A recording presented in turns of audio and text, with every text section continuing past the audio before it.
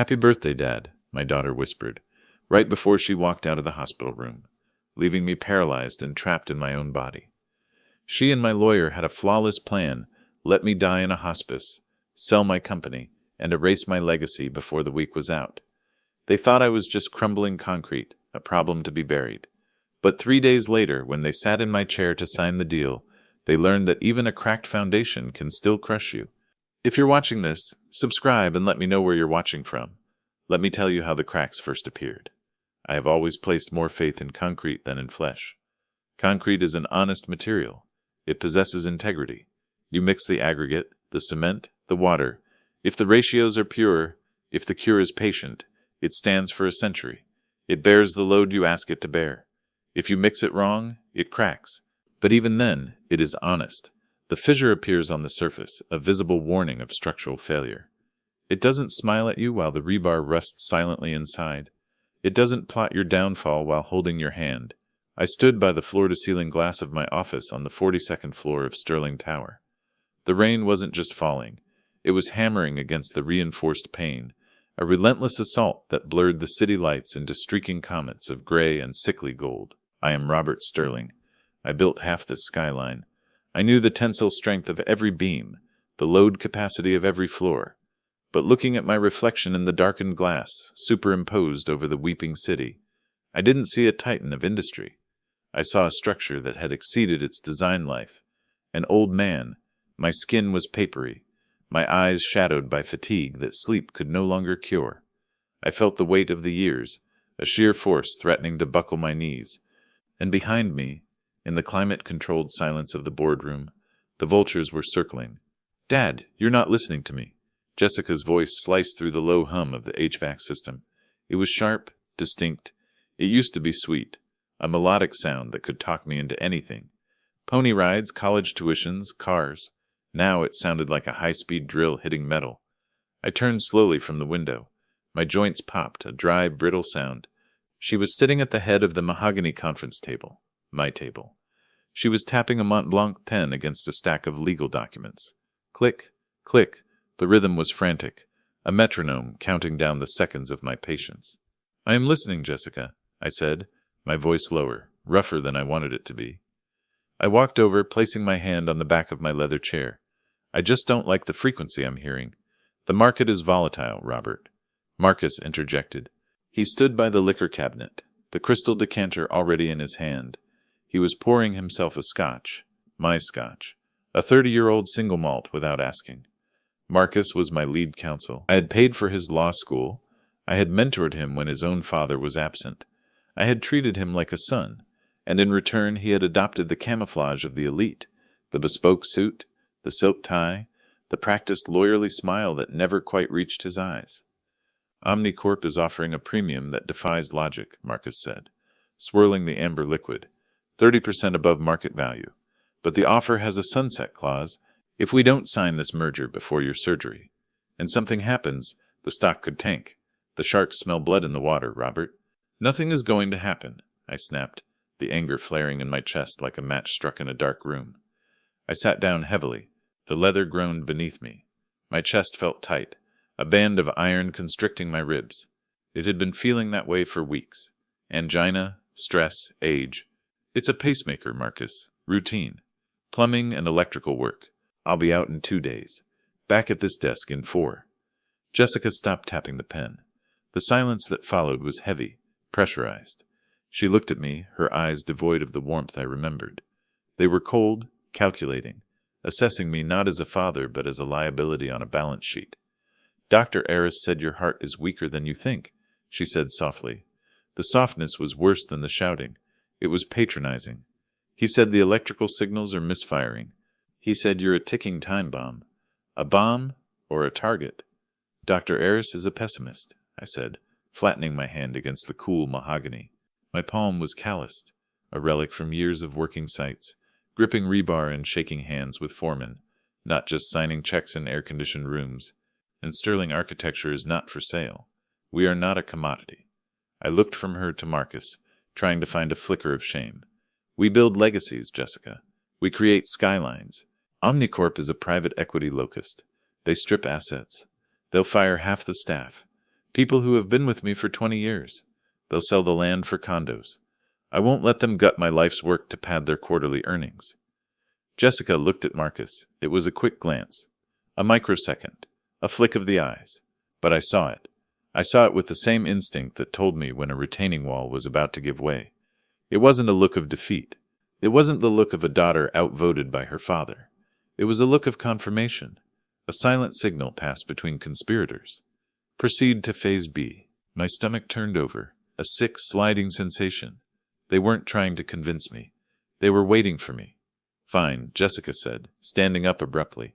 She smoothed her pencil skirt, the fabric rustling in the quiet room. Be stubborn. Be the great Robert Sterling, who never listens to anyone because he thinks he's god of the skyline. She walked to the heavy oak door. Her hand hovered over the brass handle. Just remember, Dad, we tried to do this the easy way. The phrasing struck me. The easy way? I asked. The safe way, Marcus corrected quickly, too quickly. He set his glass down, the coaster sticking to the bottom for a second before clattering to the table. For your health. Stress is the killer, Robert. They left. The heavy door clicked shut, the magnetic lock engaging with a finality that echoed in the empty room. I was alone in the silence of the tower I built. I looked at the merger papers on the desk. They were clipped together with a red binder clip, red like a stop sign, red like a warning. I reached for the landline to call Arthur Vance, the only board member I still trusted. A man who remembered when we drafted blueprints on napkins in a diner. But as I reached, I saw my hand. It was trembling, a subtle rhythmic tremor. I told myself it was just the age, just the heart fluttering in its cage. I was wrong. It was instinct. It was the vibration in the ground before the earthquake hits. The drive home was a blur of rain and red taillights, a smear of impressionist neon against the black asphalt. I drove the winding roads up to the estate on autopilot, the wipers of the Mercedes unable to keep pace with the deluge. My house was too big for one man. It was a masterpiece of modern architecture, cantilevered decks, stone glass, but it had been empty since my wife Elena passed away 5 years ago. Since then, the house had ceased to be a home. It was a museum of memories where I was the sole curator and the only exhibit. I walked through the foyer, my footsteps echoing sharply on the imported marble. Clack, clack. The sound emphasized the solitude. I went straight to the library. It was the only room that still smelled like her old paper, lavender and dust. I poured a glass of water from the pitcher on the side table, my hands still shaking. I needed to clear my head. The tightness in my chest was a persistent, dull ache. I sat at my heavy oak desk and unlocked the bottom drawer. This was where I kept the private ledgers, the shadow books that tracked the true pulse of the company. I had been noticing things for months, small fissures in the financial foundation, discrepancies in the operational accounts that didn't add up, a vendor paid twice for steel that never arrived, a transfer to a consulting firm in the Caymans that I had never hired. I had ignored it. I had rationalized it as clerical error, or perhaps my own failing memory. I didn't want to believe the alternative. To believe the alternative was to admit that the rot was inside the house. But tonight, with the image of Jessica's cold eyes haunting me, I couldn't look away. I turned on the brass desk lamp, the pool of yellow light illuminating the spreadsheets. I looked closer. I traced the wire transfers.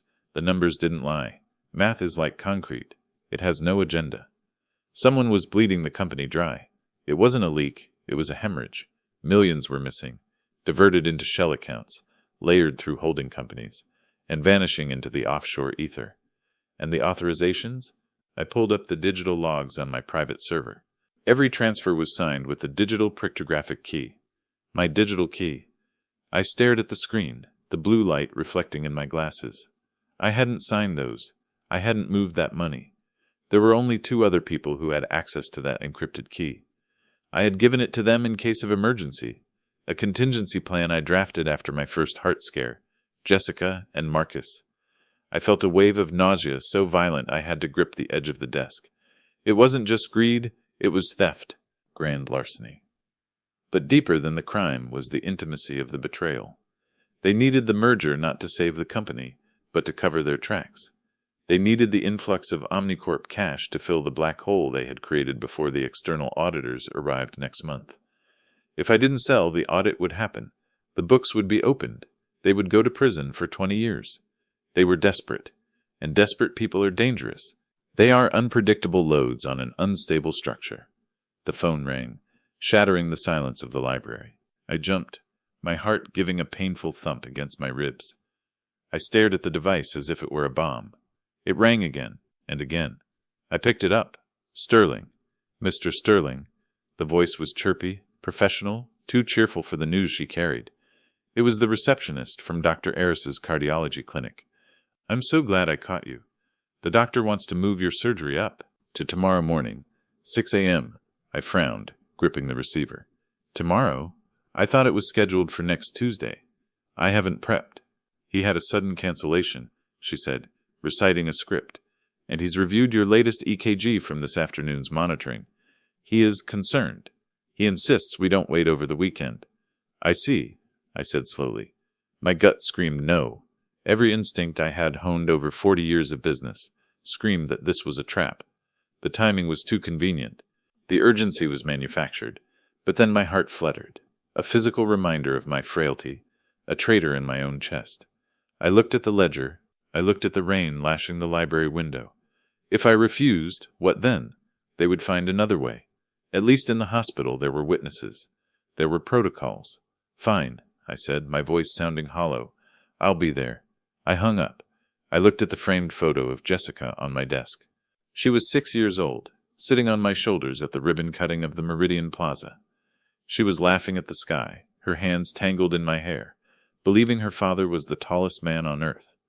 Where did that little girl go? When did I lose her? Or had I built her this way, brick by brick, teaching her that winning was the only metric that mattered? I turned off the lamp. The darkness rushed in, heavy and cold. The hospital morning was not black, but a suffocating slate gray. The sun hadn't risen yet. It was trapped somewhere behind the storm front that refused to break. The VIP wing of St. Jude's Medical Center didn't smell like a hospital. It smelled of expensive lilies, aggressive floor wax, and money. It was quiet, a hush that money buys to keep the reality of death at a polite distance. I walked down the corridor, my footsteps muffled by plush carpeting. I felt small. I felt like a tenant being evicted. I was ushered into a private suite, handed a gown that was open at the back, the universal uniform of the powerless. Stripping off my suit, folding the tie I had chosen with trembling hands, I felt like I was shedding my armor. Without the wool and the silk, without the cufflinks and the watch, I was just flesh. Aging, pale, shivering flesh. Jessica and Marcus were there. They were dressed in dark clothes, somber tones appropriate for a funeral that hadn't happened yet. You look good, Dad, Jessica lied. Her voice was thin, brittle.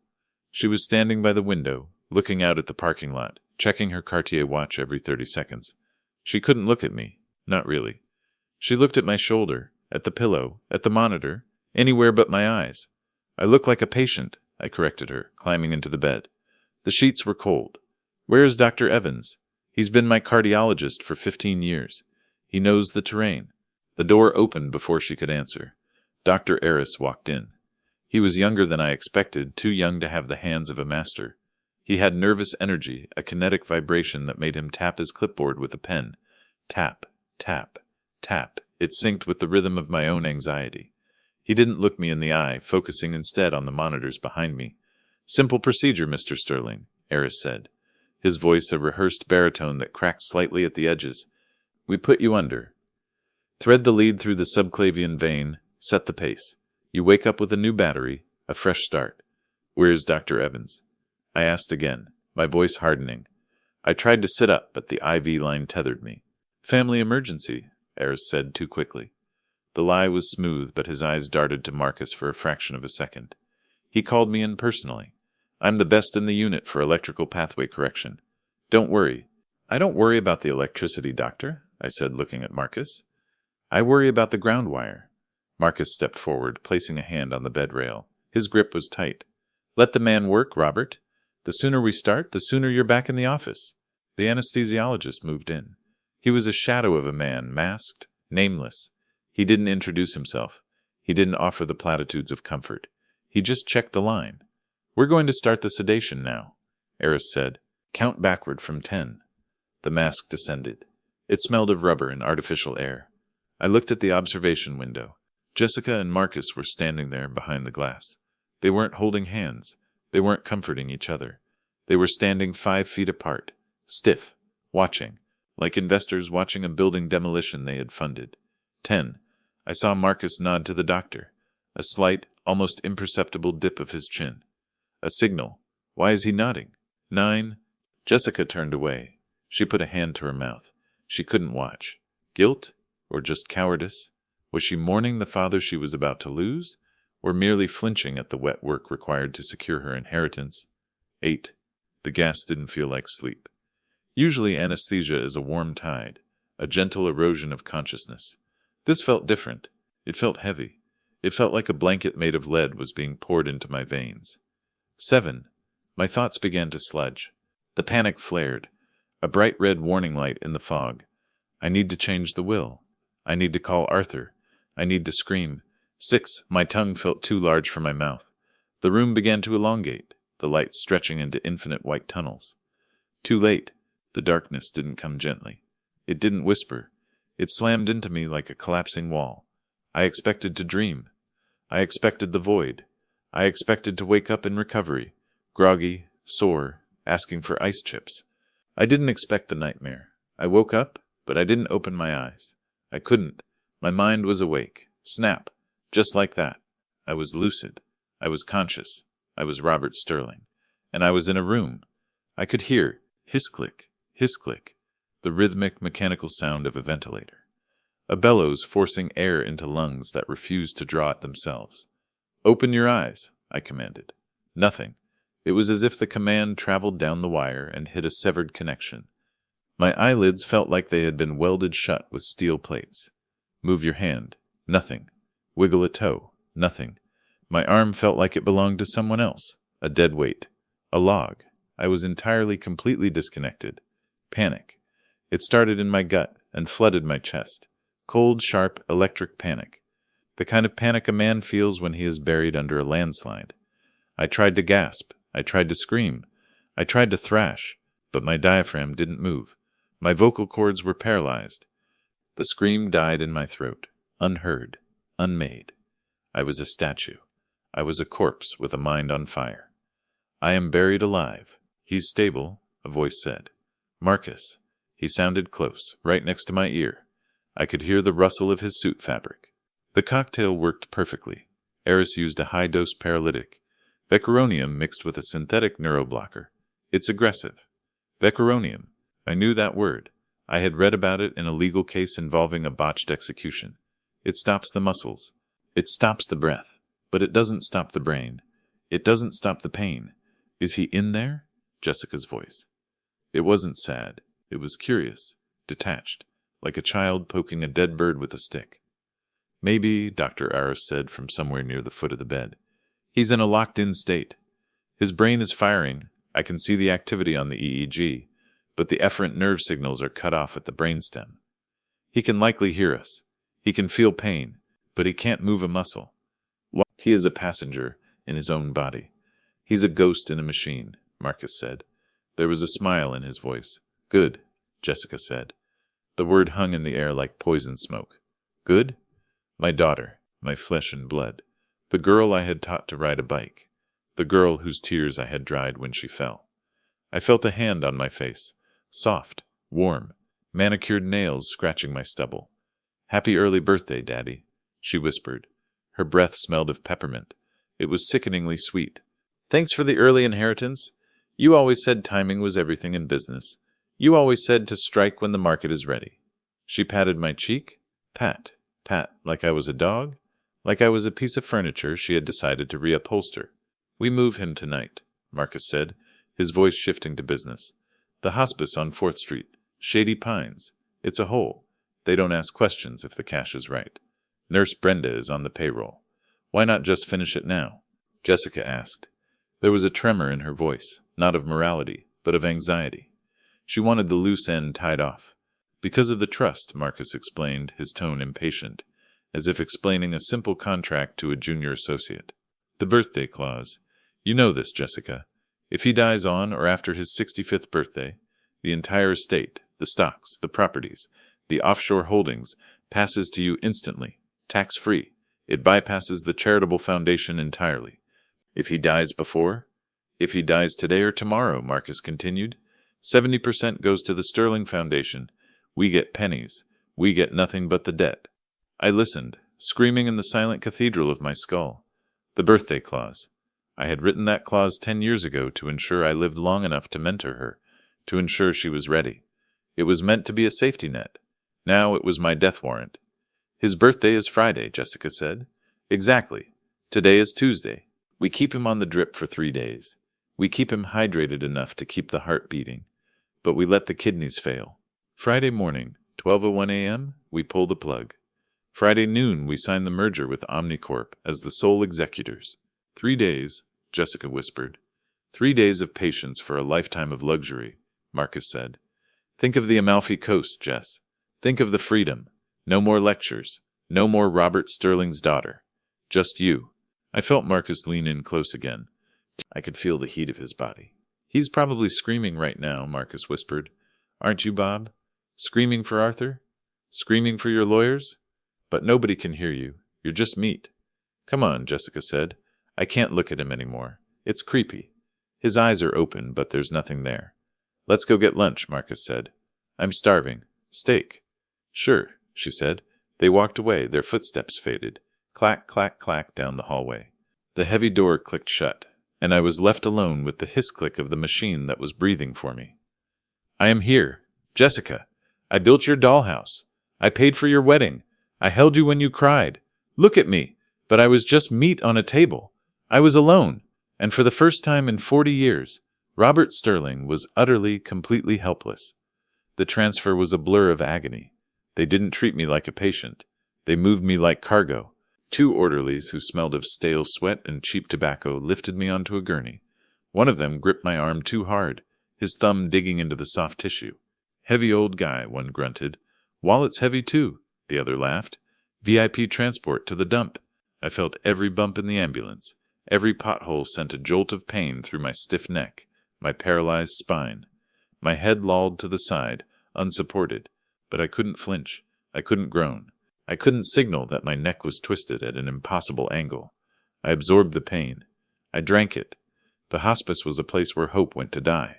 I could smell it the moment they wheeled me in. A sharp biological assault. Boiled cabbage. Old urine. Industrial bleach trying and failing to cover the scent of gangrene. And underneath it all, the sweet, sickly smell of decay. My room was a closet. No window. Just a flickering fluorescent light overhead. Bzzzt. Bzzzt. It blinked like a strobe light in slow motion. A torture device. They dumped me on a thin mattress. The springs dug into my back. They hooked up a portable ventilator, a cheaper, louder model that rattled with every breath. Room 4 is occupied, a voice yelled from the hallway. Nurse Brenda. She walked in. She was heavy, wearing dirty scrubs that might have once been pink. She was chewing gum loudly. Smack, smack. She looked at me with dead, bored eyes. She checked the chart Marcus had provided. Fake medical history. Fake diagnosis. Another veggie, she muttered, tossing the clipboard onto the metal table. Great. More diapers to change. Don't expect any bedtime stories, Pop. She turned off the main light, leaving only the flickering strobe of the hallway sign reflecting on the wall. For 3 days, I lay there. The torture wasn't just the paralysis. It wasn't just the fear of death. It was the indignity. It was the total, absolute loss of humanity. I was a structural engineer who had become a crumbling ruin, watching the weeds grow over my own grave. And then the itch started. Time is a construct I once managed with Swiss precision. Meetings were scheduled in 15-minute blocks. Construction timelines were mapped out in Gantt charts, creating a cascade of efficiency. I controlled time. Now time controlled me. In that windowless room, time dissolved. It wasn't measured in hours or minutes, but in the rhythmic agony of the ventilator and the blinking of the fluorescent light. Buzzot. Pause. Buzzot. Pause. I lay there for what felt like a geological era. I drifted in and out of a fugue state, my mind untethered from the anchor of my body. Memories washed over me. Not the triumphs, not the ribbon cuttings or the magazine covers, just the regrets. I saw Elena, my late wife, standing in the garden. She was pruning the roses, turning to look at me with that sad, knowing smile. You're building a tower to heaven, Robert, she had said once. Just make sure you don't forget how to walk on the earth. I had forgotten. And now the earth was reclaiming me. It started innocuously, a microscopic sensation on the left side of the bridge of my nose. In a normal life, an itch is nothing. It is background noise. You reach up, you scratch, you forget. It takes less than a second of cognitive processing. But when you are locked in, when your arms are heavy logs of dead wood at your sides, an itch is not a sensation. It is a demon. It grew. It wasn't just a tickle. It was a localized fire. It felt as though a spider were slowly, meticulously crawling across my skin, testing the surface with jagged legs. Then it felt like a needle, heating up, pressing down. Move, I commanded my hand. Just the finger, just the left index finger. I focused 40 years of discipline, the same will that had forced unions to concede and banks to lend, into that single finger. I visualized the nerve impulse traveling down my spine, through the shoulder, down the arm, to the tip. Nothing. Not a twitch, not a tremor. The itch screamed. It became the only thing in the universe. It eclipsed the loss of my company, the betrayal of my daughter, the fear of death. The entire world narrowed down to that 1 square centimeter of skin on my nose. I lay there for hours. 4 hours? 6? I tried to distract myself. I tried to calculate the load-bearing capacity of a suspension bridge I designed in '98. Dead load plus live load multiplied by the safety factor. The itch laughed at my math. It burned hotter. Tears of sheer impotent frustration leaked from the corners of my eyes. I couldn't blink them away. They pooled, cold and stinging, then rolled slowly down my temples, tracking into my ears. Tickle, burn, tickle. Finally, the door banged open. Brenda, she stomped in, smelling of cigarette smoke and cheap perfume. She looked at me, her eyes glossing over the man to see the core. "Aw, is he crying?" she mocked. Her voice was a cheese grater on my nerves. "What's the matter, vegetable? Miss your mommy?" She grabbed a rough brown paper towel from the dispenser. She didn't dab. She scrubbed. She ground the coarse paper into my face, wiping away the tears. It hurt. The friction was abrasive. But the itch was gone. "There," she said, tossing the paper into the overflowing bin. "Stop blubbering, you're leaking on the pillowcases." She walked out, leaving me in the flickering dark, grateful for the pain because it had replaced the torture. Then came the thirst. The ventilation tube was a foreign invader in my throat, chafing the mucous membranes raw with every mechanical breath. My mouth was the Sahara. My tongue felt like a dry sponge, swollen and cracking. I was dehydrated. My body was crying out for water, for moisture, for anything liquid. Brenda returned for her rounds. It must have been afternoon, though in that windowless box it could have been midnight. She was holding a large plastic cup from a fast food joint. It was filled with iced soda. Clink, clink, the sound of the ice shifting in the cup was the most beautiful, agonizing symphony I had ever heard. She set the cup down, not on the table. She set it on my bare arm. The plastic was sweating. My bare arm. The plastic was sweating.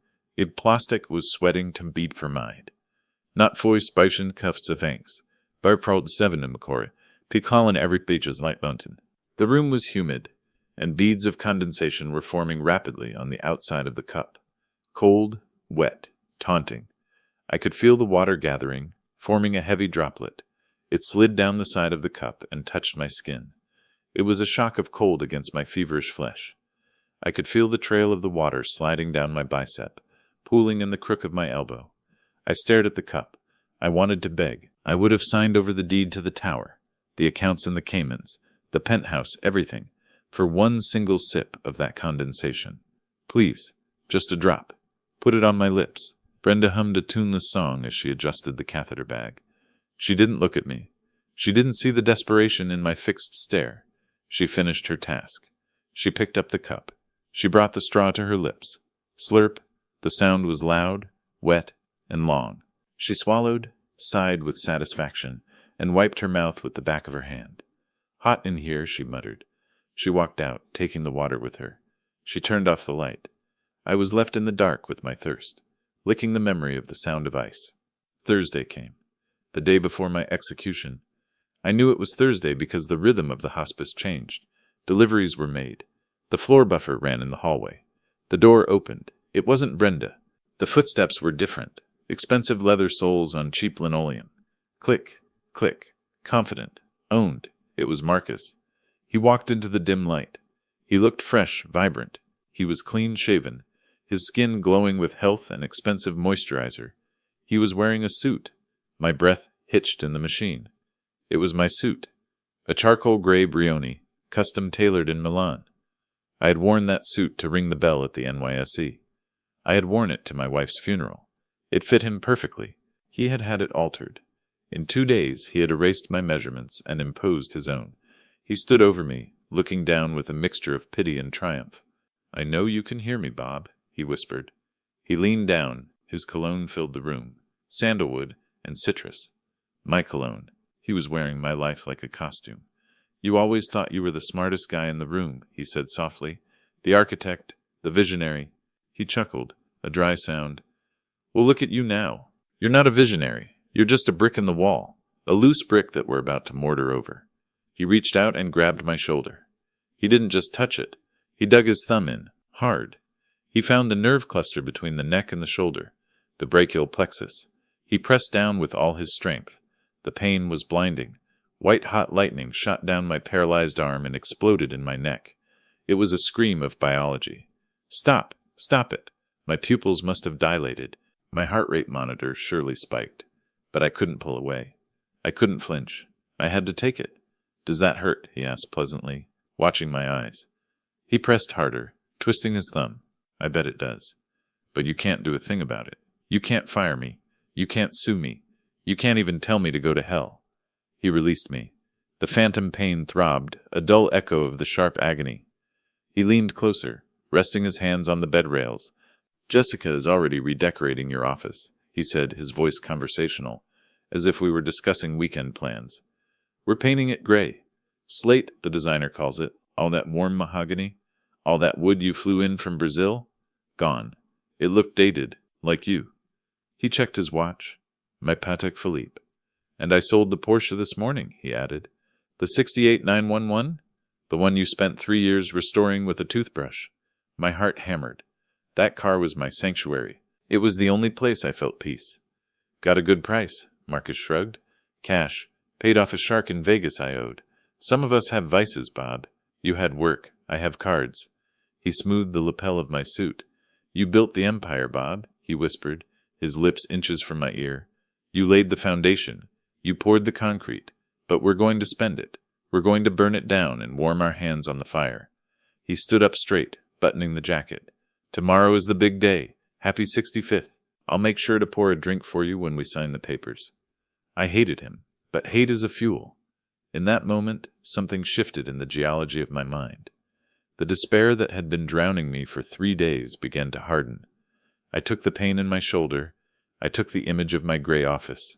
I took the thought of my Porsche in the hands of a stranger. I took the rage. I didn't let it explode. Explosions are messy. They are for demolition. I was a builder. I compressed the rage. I layered it, compacted it like carbon deep in the earth. I turned the heat and the pressure into something dense, hard, and unbreakable, a diamond of cold resolve.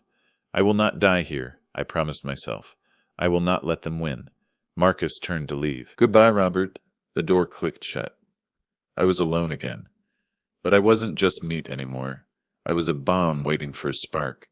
I needed a miracle, and miracles, I knew, were just probability waiting to be forced. Thursday night descended like a physical weight. The hospice settled into a rhythm of darkness, the aggressive bustle of the day shift. The clattering carts, the shouting nurses, the blaring televisions faded into the sinister quiet of the night watch. This was the hour of the wolf, the time when the dying actually died, slipping away while the world slept. I lay in the dark, my eyes open, staring at the ceiling tile directly above me. It had a water stain shaped like a map of a country that didn't exist. I had memorized every contour of that stain. It was my entire world. Tomorrow was Friday, my 65th birthday, the day I became a ghost on paper, just as I was a ghost in this bed. I tried to sleep, to escape into the void, but the rage I had crystallized earlier kept me awake. It was a cold, hard knot in my chest. I thought of Marcus in my suit. I thought of Jessica painting my office gray. I thought of them laughing, clinking glasses, erasing 40 years of my blood and sweat with a signature. "I am not done," I told the stain on the ceiling. "I am not finished." But faith without works is dead, and I had no works. I had no hands. The door creaked. It wasn't the heavy slam of Brenda. It was a slow, agonizing whine of rusty hinges being pushed with extreme caution. A silhouette slipped into the room. It wasn't Marcus. The shadow was too thin, too jagged. It moved with a feral grace, hunched slightly, like an animal used to avoiding blows. The figure closed the door softly, engaging the latch with a silent click. "Well, look at the king of the world." The voice was rough. It sounded like gravel tumbling in a cement mixer. It had a smoker's rasp and a distinct tremor. The smell hit me before I saw the face.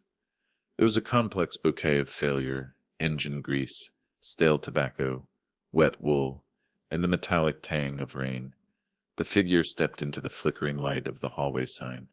Elias, my stepbrother, the disgrace of the sterling name, the brilliant trauma surgeon who had let the opioids take the wheel 20 years ago. The man I had kicked out of my house, my company, and my life, a decade ago.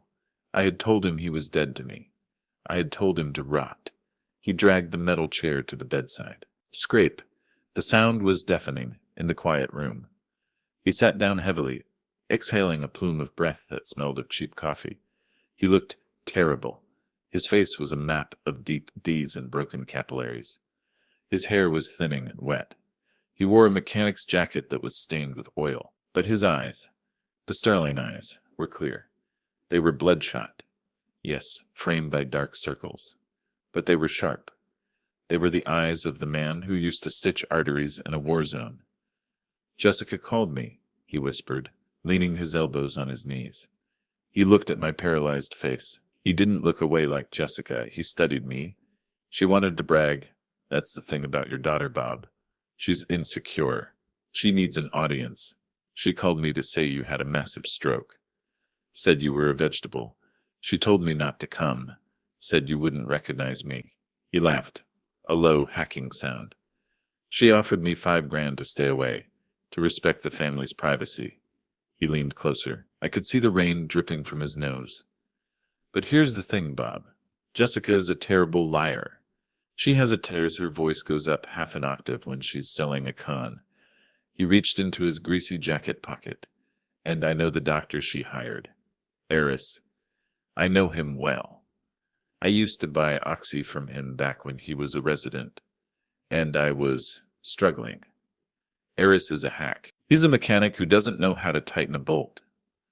He pulled a small medical penlight from his pocket. It was old, the silver casing scratched, but he held it with a familiarity that sent a shiver through me. "If you're in there, Bob, listen to me closely." He stood up and leaned over the bed. "The drug they used, Vecuronium. It's a neuromuscular blocker.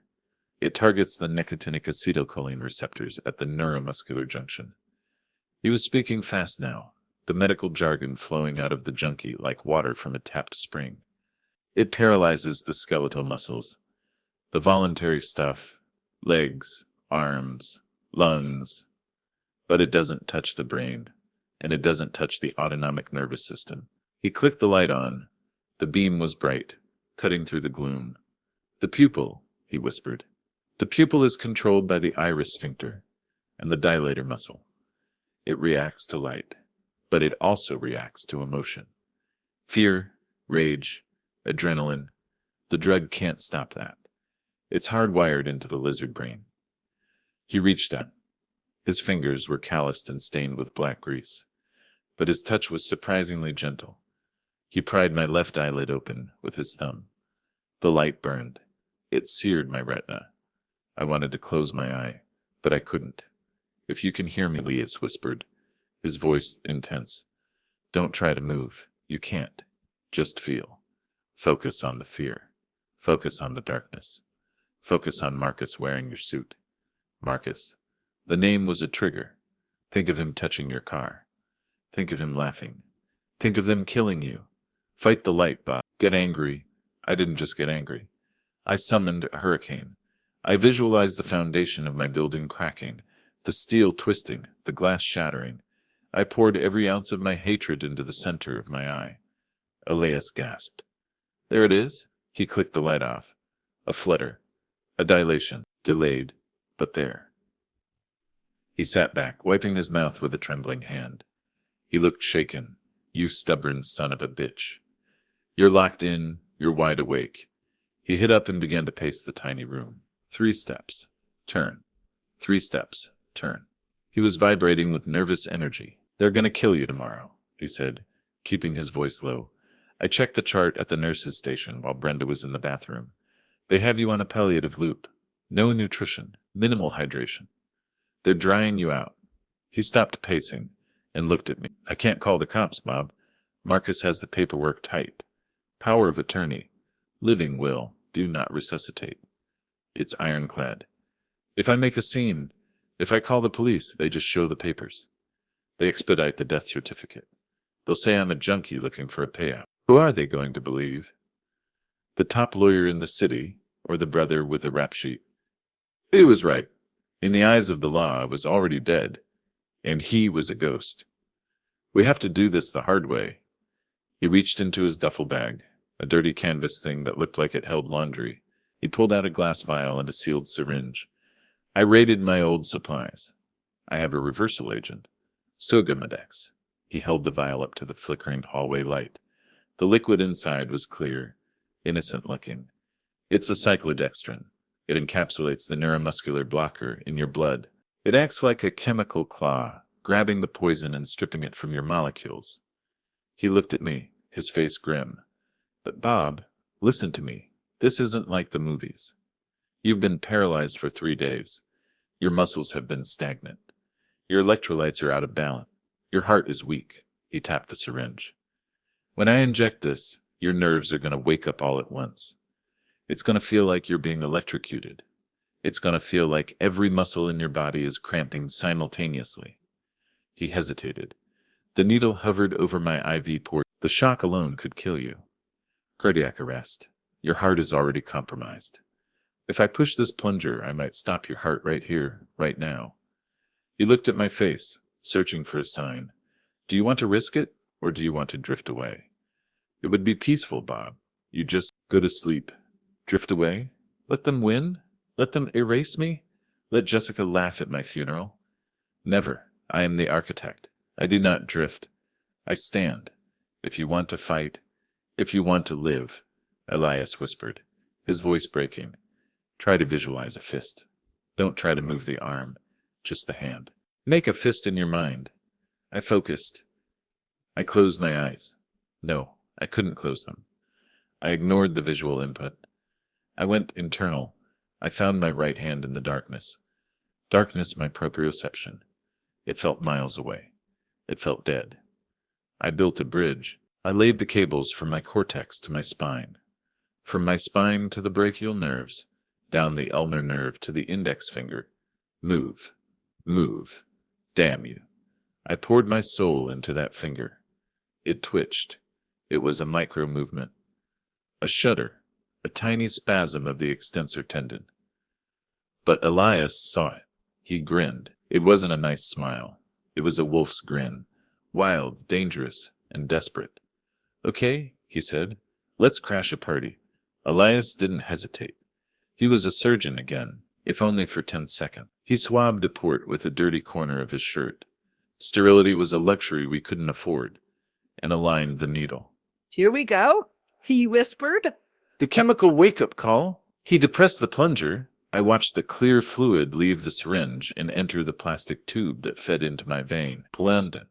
It looked innocuous, like water.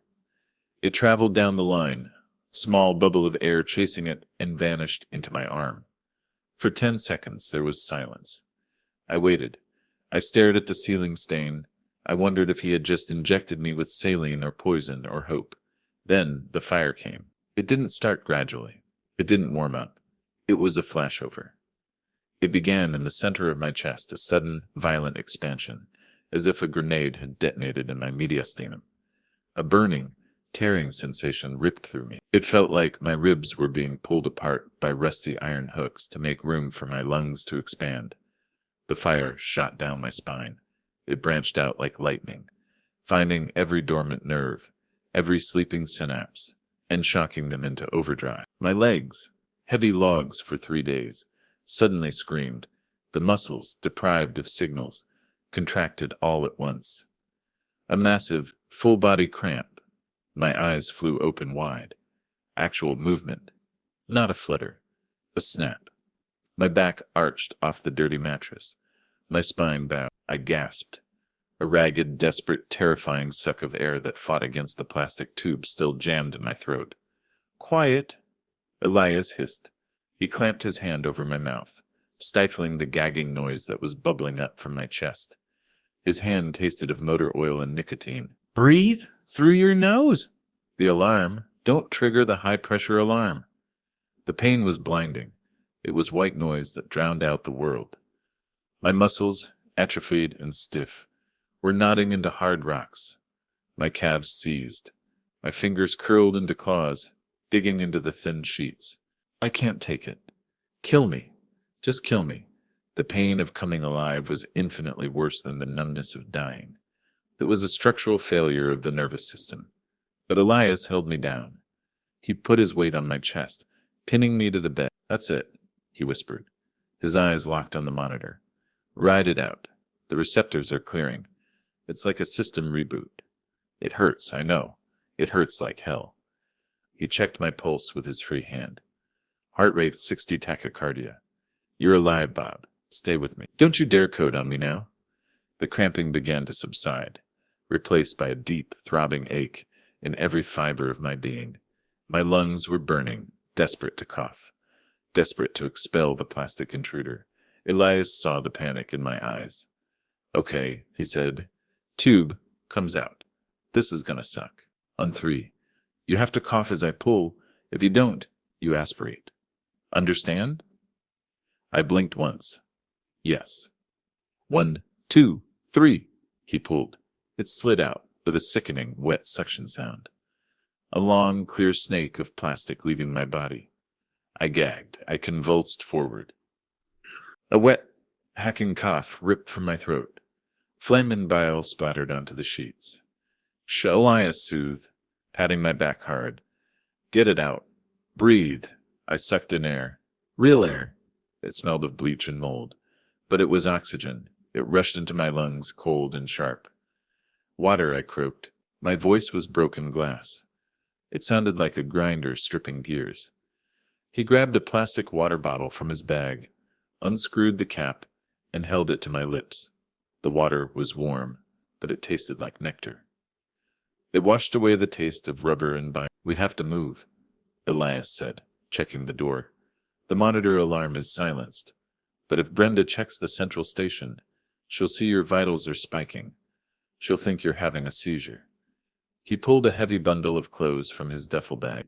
"I broke into your house," he said, shaking out the fabric. "Alarm code was still your birthday. You never change anything, do you?" He held up the hanger. "I figured you wouldn't want to die in a hospital gown with your ass hanging out. I figured if Robert Sterling is going to walk out of hell, he should be wearing the uniform. My charcoal gray suit. The closer. The one I wore when I acquired the waterfront district." "You brought a tie?" I rasped, a hysterical laugh bubbling in my chest. "Silk?" Elias grinned. "Red. Power tie. Right?" Putting on the suit was a battle. It was a pathetic, humiliating struggle. My arms were shaking so badly I couldn't navigate the sleeves. My fingers felt like sausages lacking all dexterity. I couldn't button the shirt. Elias had to do it. He buttoned my shirt like I was a toddler. He fastened the cufflinks, silver squares, engraved with RS. He tied the tie, his grease-stained fingers working the delicate silk into a perfect Windsor knot. "Humiliating," I whispered, tears of frustration pricking my eyes. "Survival is messy," Elias grunted, cinching my belt. "Lift your leg." I forced my leg into the trousers. Every movement sent sparks of pain through my hips. "Shoes," he said, producing my Oxfords. He shoved them onto my feet and tied the lace. I sat on the edge of the bed, dressed in $5,000 of Italian wool, gasping for breath in a room that smelled of death. "Can you stand?" Elias asked. "I will stand," I rasped. I pushed off the mattress. My knees buckled instantly. Elias caught me. He was stronger than he looked. His wiry frame hardened by a life of hard labor. He hoisted me up. "Lean on me," he said. "The cane," I said. "Where is the cane?" He reached into the bag and pulled out the collapsible cane I had started using last winter. Ebony wood, silver head. I gripped it. My knuckles turned white. It wasn't just a support, it was a weapon. It was a symbol of authority. I took a step. Pain shot at my hip. A spike of fire. I took another. "We're leaving," I said. We moved to the door. Elias cracked it open. "Night shift change," he whispered. "Brenda is likely gossiping at the intake desk. We have to use the service exit in the back, but we have to pass the security station. Let's go." We crept down the hall. It was a slow, agonizing procession. I dragged my left foot. Shuffle. Clack. Shuffle. Clack. The sound of the cane on the linoleum seemed explosively loud in the quiet corridor. I focused on the exit sign, a red beacon at the end of the tunnel. We passed an open door. Inside, an old woman was moaning in her sleep. I didn't look. I couldn't save everyone. I had to save myself first. We made it to the heavy metal doors of the service exit. Elias pushed the crash bar. The door groaned and opened. Cool night air hit my face. It washed over me like a baptism. It smelled of rain, wet pavement, and exhaust. It smelled like the city. It smelled like life. But as we stepped out onto the loading dock, a shadow detached itself from the wall. "Hey!" A flashlight beam hit us, blindingly bright. It was Tiny, the night guard. I had heard Marcus mention it. He was massive. 6'5", neck as thick as a tree stump, wearing a uniform that strained at the seams.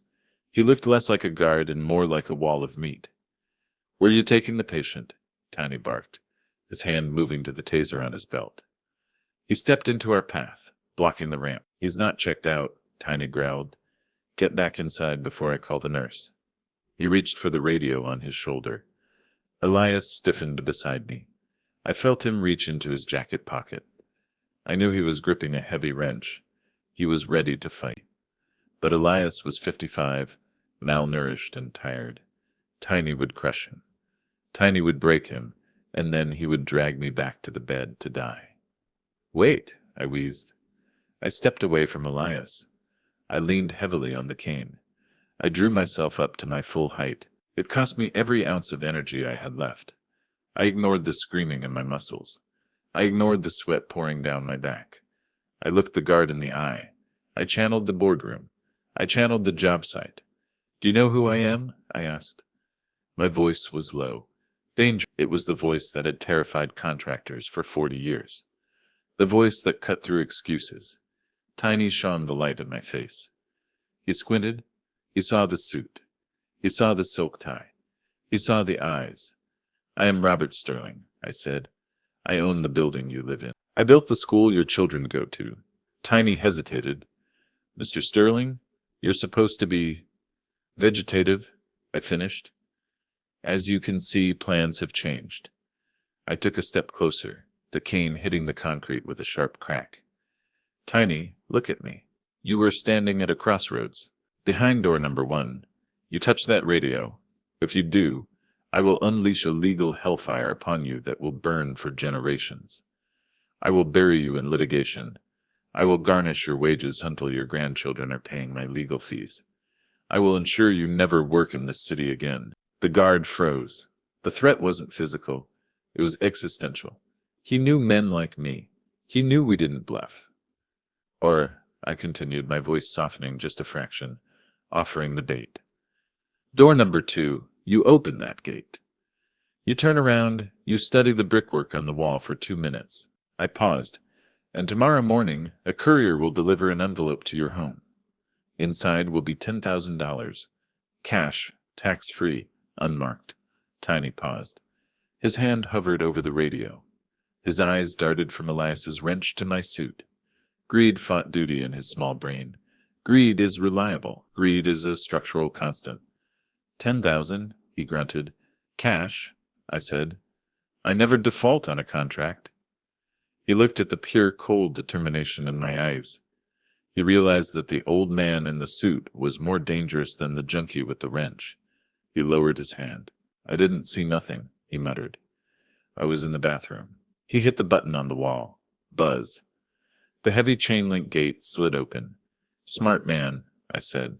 We walked past him. I didn't flinch. I didn't look back. We got into Elias's truck. It was a Ford from the 90s. Rusted through the wheel wells, smelling of old burgers and wet dog. Happy birthday, Bob, Elias said, turning the key. The engine coughed, sputtered, and roared to life. A rough mechanical heartbeat. I slumped against the cracked leather seat. I watched the hospice disappear in the side mirror. As we drove toward the city, the rain stopped. The clouds broke in the east. A thin line of gray light appeared on the horizon. It was Friday, my 65th birthday. I was reborn, and I had an appointment to keep. The drive into the city was a journey between two worlds. We left the industrial wasteland of the hospice district, a place of low warehouses, chain-link fences, and despair, and crossed the bridge into the metropolis. The sun was fully up now, piercing through the cloud cover in shafts of hard white light. It hit the wet pavement and turned the road into a mirror. I sat in the passenger seat of Elias's rusted Ford, clutching the door handle to steady myself against the vibration of the engine. My body was screaming. The adrenaline from the injection was beginning to curdle into a sick, trembling exhaustion. My muscles felt like overstretched rubber bands, ready to snap. But my mind was clear, coldly, terrifyingly clear. I watched the skyline approach. My skyline. There she is, Elias muttered, wrestling the truck's steering wheel as we hit a pothole. He nodded toward the center of the financial district. Sterling Tower. It rose above the other skyscrapers like a king, standing among courtiers. Steel and glass, tapering slightly as it rose to reduce wind load, capped with a spire that caught the morning sun. I remembered the day I sketched it on a napkin at a diner in 1994. I remembered the fight with the zoning board. I remembered the smell of the wet concrete when we poured the foundation. It looked impenetrable, eternal. It looks different when you're on the outside, I whispered. It looks like a fortress, Elias said, and we're storming it in a Trojan horse made of rust. I checked my watch, 11:15 a.m. The meeting is at noon, I said. They'll be serving the champagne, soon. Marcus likes to toast before the ink is dry. It's bad luck. He never learned that. You look like death warmed over, Bob, Elias said, glancing at me. I pulled down the visor, looked in the cracked vanity mirror. He was right. My skin was the color of wet ash. My eyes were sunken, dark bruises of fatigue ringing them. There was a smear of grease on my collar. Sweat beaded on my forehead despite the chill. I adjusted my tie. I smoothed the gray wool of my suit. Good, I said, snapping the visor back. It adds to the effect. I don't want to look healthy. I want to look like a judgment. We descended into the belly of the beast. The underground parking garage of Sterling Tower was a cavern of echoes and fluorescent light. The air here was cool and smelled of exhaust, tire rubber, and money.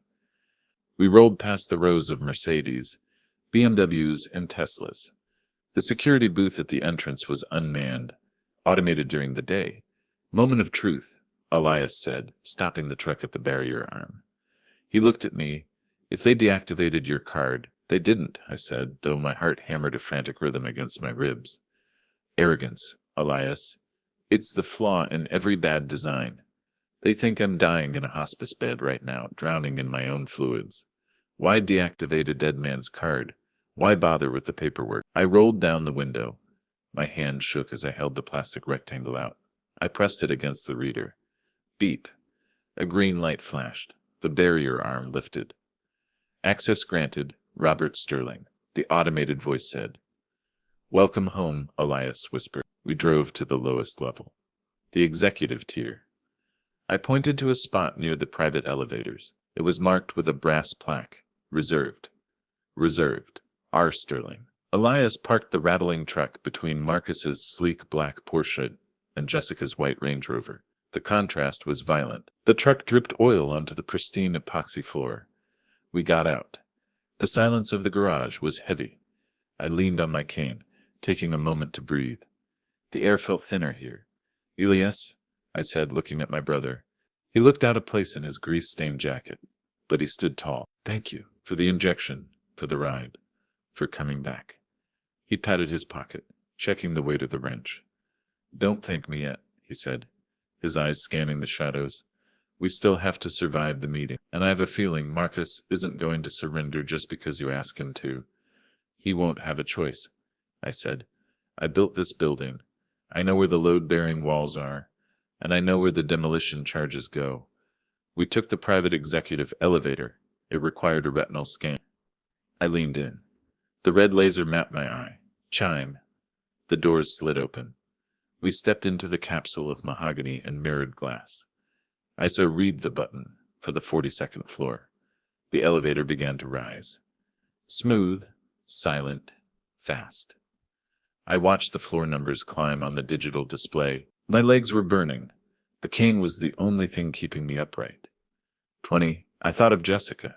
I thought of the little girl who used to draw pictures in my office while I worked.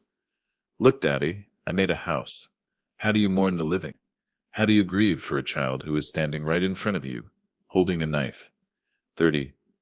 You okay? Elias asked. No, I said honestly, but I will be. 40. 41.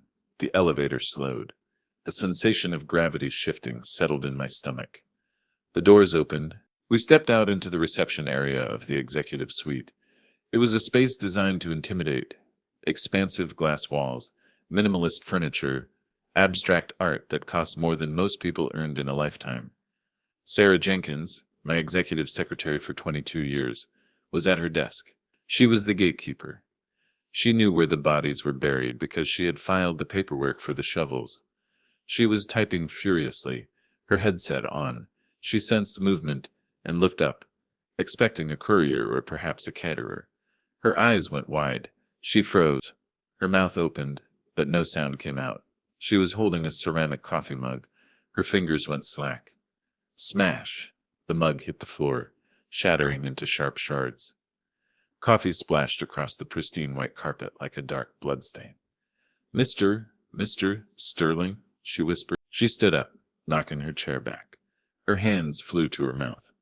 Oh my God. You're supposed to be dead? I finished, limping forward. The cane clicked rhythmically on the marble floor. Clack, clack.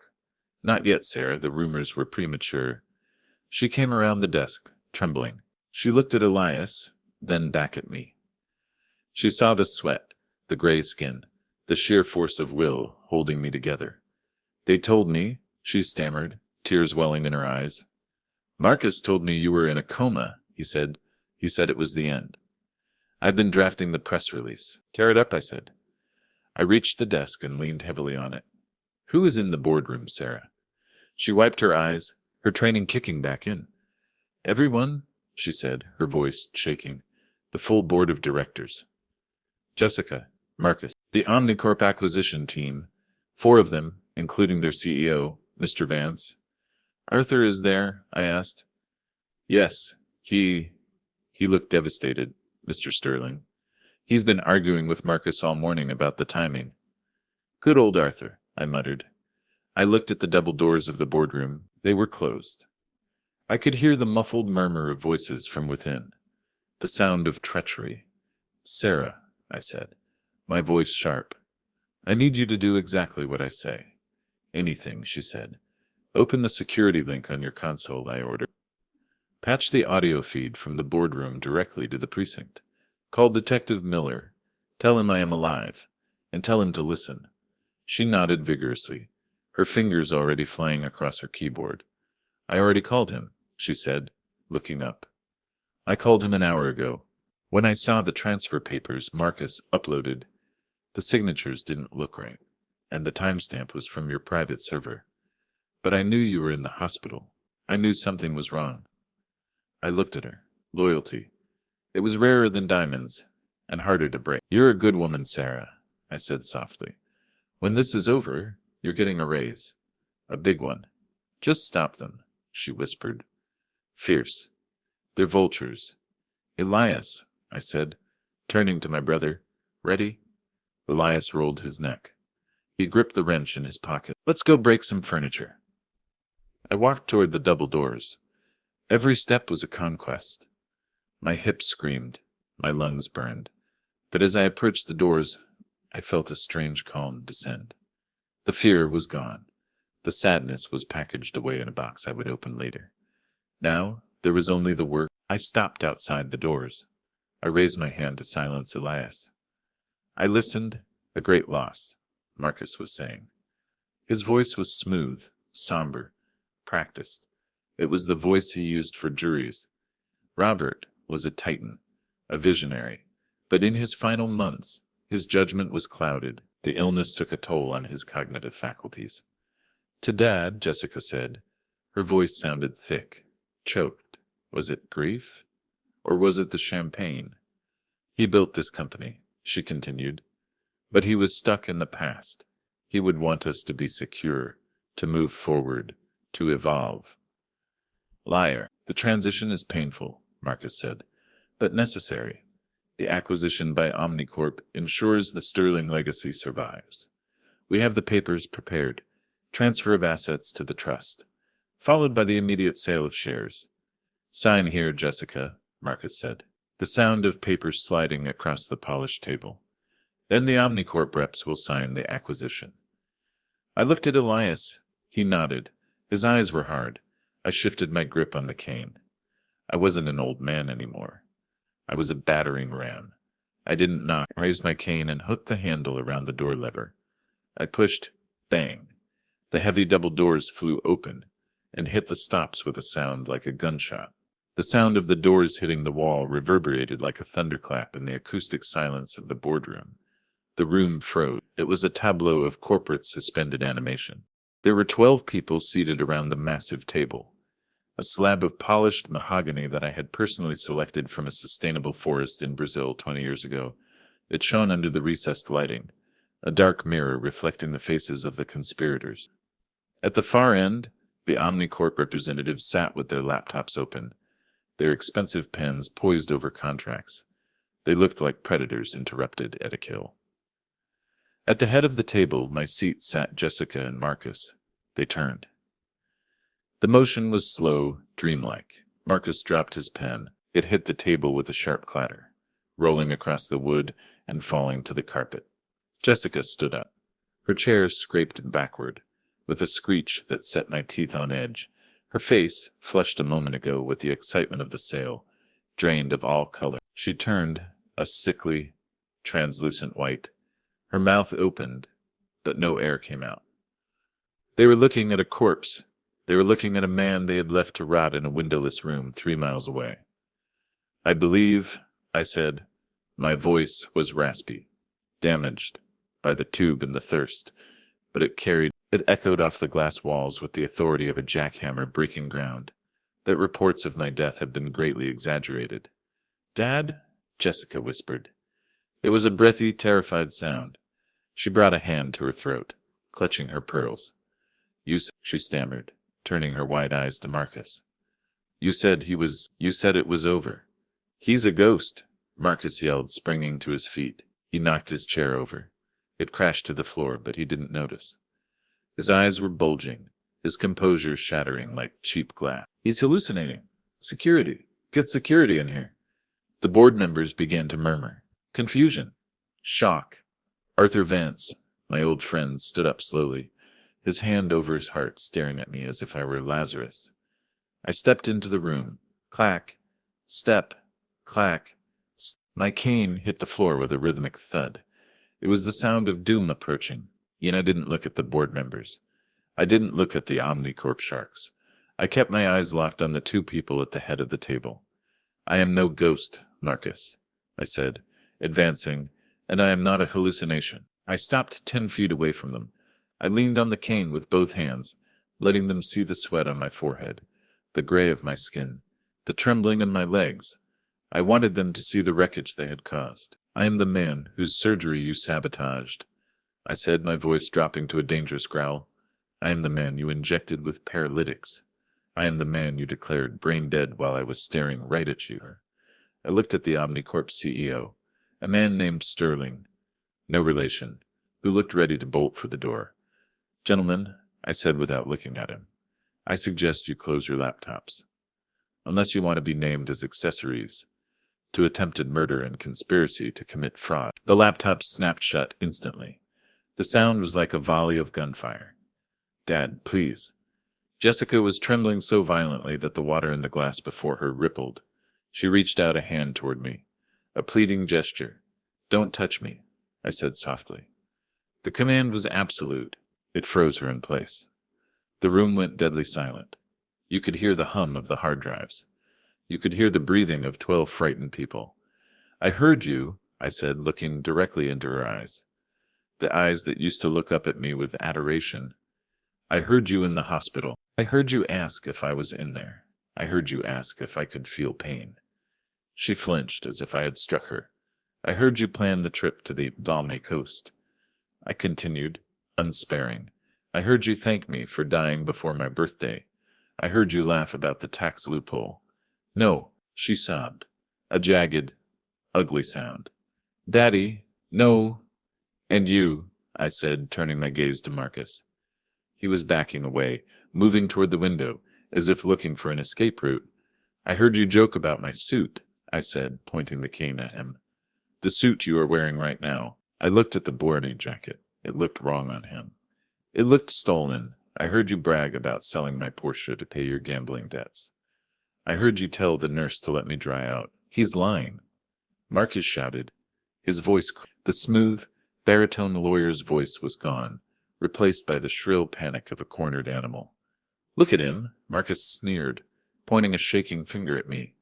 "He's clearly delirious. The drugs have fried his brain. He doesn't know what he's saying. I have power of attorney. I am in charge here." He looked around the room, his eyes wild, begging the board for support. "Call the police," he screamed. "Remove this man." "We don't need to call them," Elias spoke up from the doorway. He was leaning against the frame, tossing the heavy wrench in his hand. "They're already listening." "It was her idea," Marcus suddenly shouted. The accusation hung in the air. Jessica stopped crying. She looked at Marcus, stunned. "What?" she whispered. "She's the one who wanted the money." Marcus yelled, sweat dripping from his nose onto his silk tie. He looked at the board, desperate to spin the narrative. "She came to me. She said she was broke. She said she couldn't wait for the inheritance.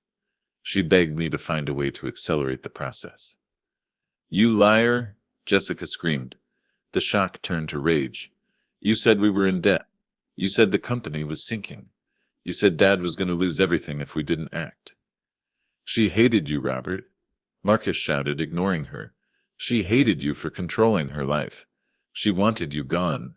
He made me do it," Jessica wailed, turning to me, tears streaming down her face, ruining her makeup. "He said it would be painless. He said it was a mercy. He said you were suffering." I looked at them. They were tearing each other apart. The alliance of greed had shattered the moment the pressure was applied. They were rats on a sinking ship, climbing over each other to reach the air, biting and scratching. It was pathetic. It was heartbreaking. "Enough," I said. My voice wasn't loud, but it cut through their screaming match. "I will give you one chance," I said. "Right now, confess. Admit what you did to the board. Admit the fraud. Admit the theft." It was a test, a final test of character, a tiny microscopic hope that perhaps one of them had a shred of decency left. Jessica looked down, sobbing into her hands. She couldn't speak. She was broken. Marcus looked around the room. He saw the faces of the board members' disgust, horror, judgment. He saw the Omni Court reps backing away. He saw his career turning into ash. He saw the prison bars. His eyes went hard. The panic coalesced into something darker. "You're incompetent," Marcus sneered, doubling down. He straightened his jacket. "My jacket. I tried to save this company from a senile old man, and I won't let you destroy it now." He reached into his inner jacket pocket. I thought he was reaching for papers. A contract, a resignation. He pulled a gun. It was a small, silver pistol. A .380 automatic. A gentleman's gun, sleek and concealable. "Nobody moves." Marcus screamed. The sudden violence of the action sent a shockwave through the room. The board members ducked under the table. Chairs toppled. One of the Omnicorp assistants shrieked. Elias straightened up in the doorway, gripping his wrench, but he was too far away. Jessica screamed, backing into the window, her hands up. I didn't flinch. I didn't move. I stood my ground, leaning on my cane, 10 feet from the muzzle. I'm not going to prison. Marcus waved the gun wildly, moving between me and the door. I'm not losing everything because you refuse to die. He pointed the gun at Jessica. Sign the papers, he shouted. Sign them now. If we have the signatures, we have leverage. I can't, she sobbed, sliding down the wall to the floor. Do it or I swear to God I'll kill him right here. He swung the gun back to me. The barrel was shaking. I'll finish what the doctor started. I looked at the black hole of the barrel. I looked at the man I had treated like a son. Marcus, I said calmly. My heart was hammering, my legs were burning, but my voice was steady. You really are a fool. You're a brilliant lawyer, but a terrible criminal. Shut up, he screamed. Spittle flew from his lips. Sit down. Everyone sit down. You should look at the telepresence screen, I said. I raised my left hand slowly and pointed to the massive 80-inch monitor mounted on the far wall. It was currently black. Don't look at it, Marcus yelled. It's a trick. I built this building, Marcus, I said. I know every conduit. I know every wire. Sarah patched the system 10 minutes ago. The screen flickered on. It wasn't a spreadsheet. It wasn't a video conference. It was a live feed from the security room in the lobby. Detective Miller was sitting there wearing a headset. Behind him, a tactical team was moving. We heard everything, Marcus, Miller said. His voice boomed through the boardroom speakers, amplified, godlike. We have the confession on tape. We have the threats. The building is surrounded.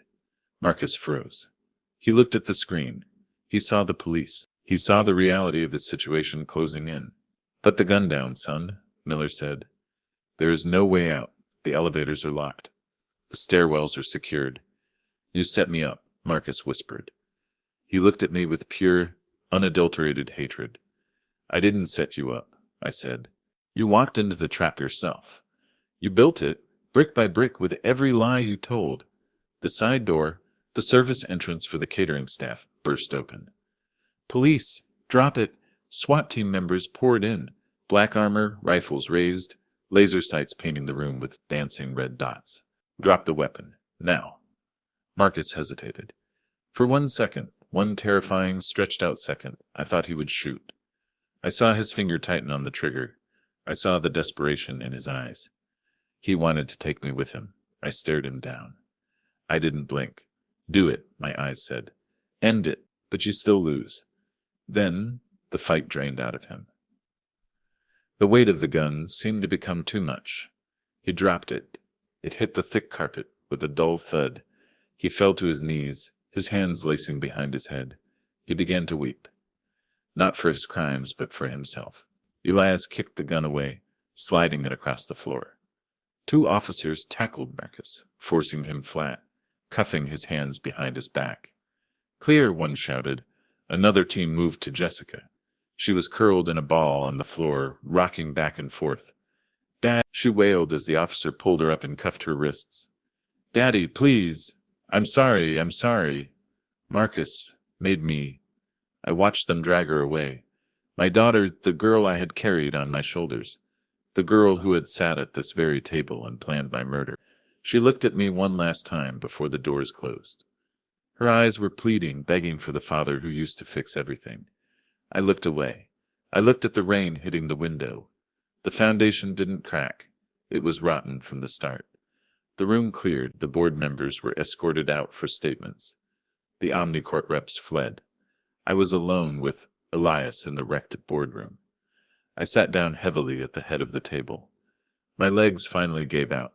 The silence that followed the raid was heavier than the noise. For 40 years I had thrived on the noise of this room, the shouting of debates, the scratching of pens, the hum of projectors. Now the silence was absolute. It was the silence of a demolition site. After the dust has settled, revealing the jagged ruins of what used to be a home, I sat alone at the head of the long mahogany table. My hands were flat on the wood, trembling uncontrollably. The adrenaline that had fueled my resurrection was evaporating, leaving behind a residue of cold, aching exhaustion. My throat felt like it had been scrubbed with steel wool. The police were busy in the hallway. I could hear the crackle of radios, the murmur of statements being taken, the click-clack of high heels as Sarah wept while giving her testimony. I stared at the empty chair at the foot of the table, Jessica's chair. Her purse was still there, sitting on the floor. A Chanel bag I had bought her for Christmas, abandoned. The door opened.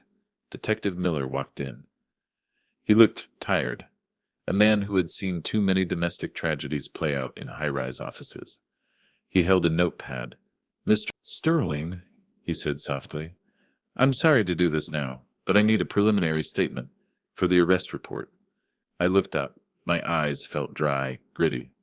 "Ask," I read. "Can you confirm that the individuals arrested, Jessica Sterling and Marcus Thorne, acted to intentionally hasten your death for financial gain?" The words hung in the air. Intentionally hasten. A polite euphemism for murder. I looked at the window. The rain had stopped, leaving the glass streaked with tear tracks of city grime. I thought of the hospital room, the paralyzing drug, the thirst, the itch on my nose I couldn't scratch. "Yes," I said. The word tasted like ash. "And do you wish to press full charges?" I closed my eyes. I saw Jessica at 7 years old, running into my arms with a scraped knee. I saw her at 16 yelling that she hated me because I missed her piano recital. I saw her at 25, graduating with her MBA, her eyes shining with ambition. The same ambition I had cultivated in her like a prize orchid. "You have to be a killer in this town, Jess," I had told her once. "Eat or be eaten." She had listened. She had learned. I had built her foundation, and I had used faulty cement. "Mr. Sterling?" Miller asked gently. I opened my eyes. The sentimentality vanished, replaced by the cold geometry of justice. Concrete doesn't forgive gravity. It holds or it fails. "Full charges," I said. "Attempted murder, conspiracy, fraud, embezzlement. I want the book thrown at them, detective, and I want the binding to hurt." Miller nodded, writing it down. "Understood." He left. I was alone again. The ghost of my daughter sat across from me. I remembered a chess game we played when she was 12. She had moved her knight, exposing her king, a fatal error. I had crushed her in 2 moves. She had cried, flipping the board. "Why didn't you let me win?" she had sobbed. "You're my dad. Because the world won't let you win, Jessica." I had replied, stacking the pieces.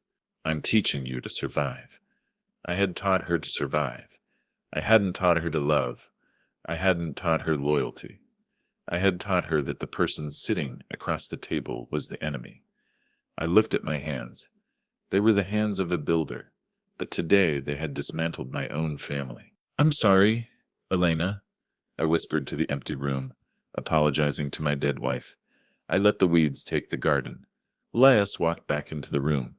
He had been outside, talking to the officers, giving his statement about the rescue. He looked out of place in the opulent boardroom, his grease-stained jacket clashing with the silk wallpaper.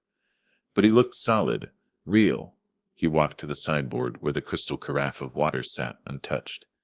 He poured 2 glasses. The sound of the water hitting the crystal glug, glug, glug was hypnotic. He walked over and slid a glass across the mahogany to me. "Happy birthday, Bob," he said quietly. I looked at the water. It was clear, clean, free of condensation, free of taunts. I picked it up. My hand shook, spilling a few drops on my suit pants. I didn't care. I took a sip. It was cool, neutral, perfect. It washed away the phantom taste of the breathing tube. It was the best thing I had ever tasted in 65 years of life. I drank the whole glass in one long draught. "I sentenced my own daughter," I whispered, setting the glass down. Elias took a sip of his own water. He didn't offer platitudes.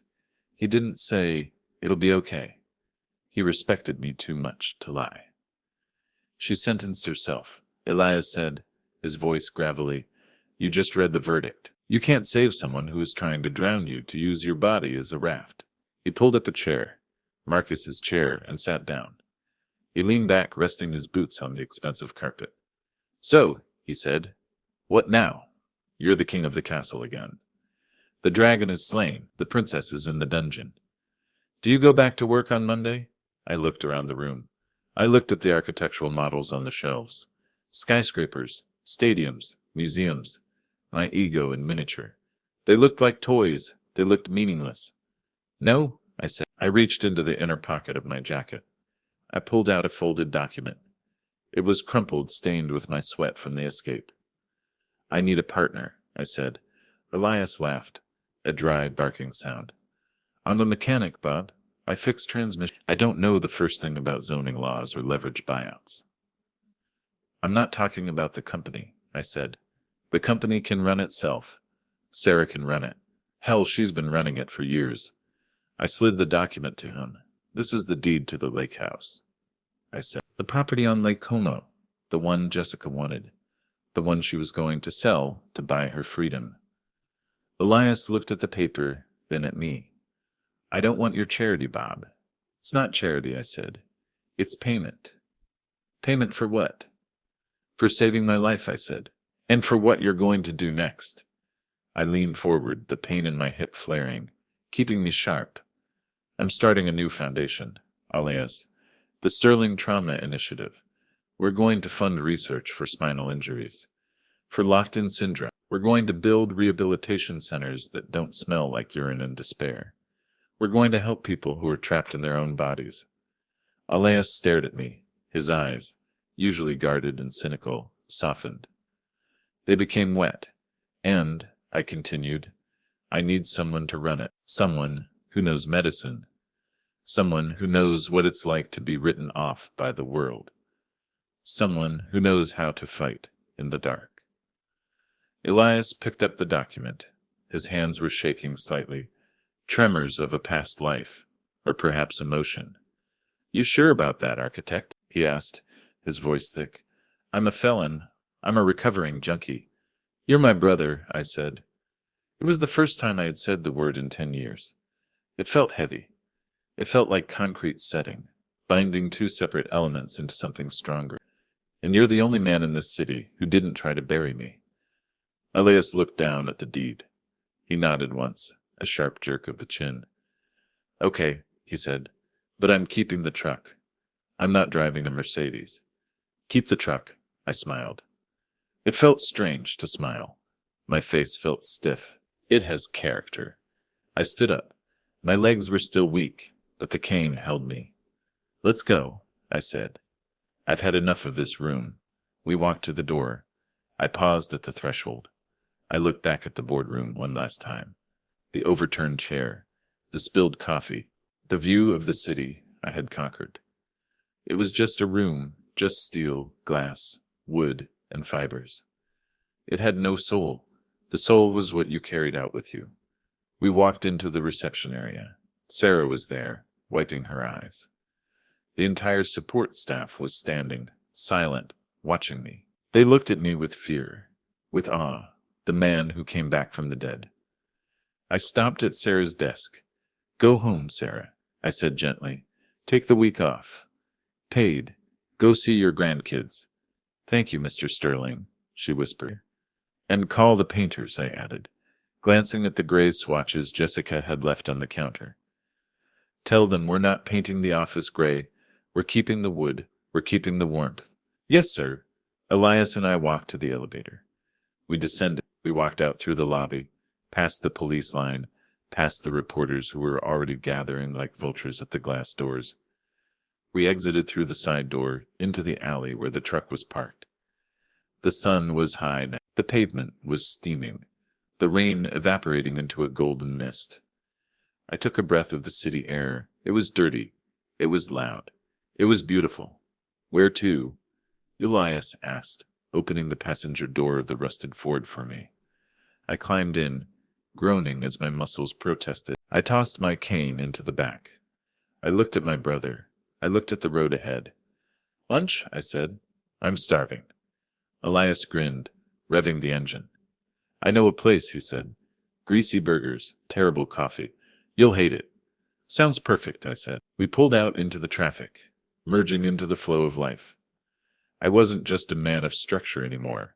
I was a man who had survived the collapse. I had cracks in my foundation. Yes, deep, jagged cracks. But the thing about cracks is that they are how the light gets in. We drove on, leaving the tower behind us, casting long shadows against the rising sun.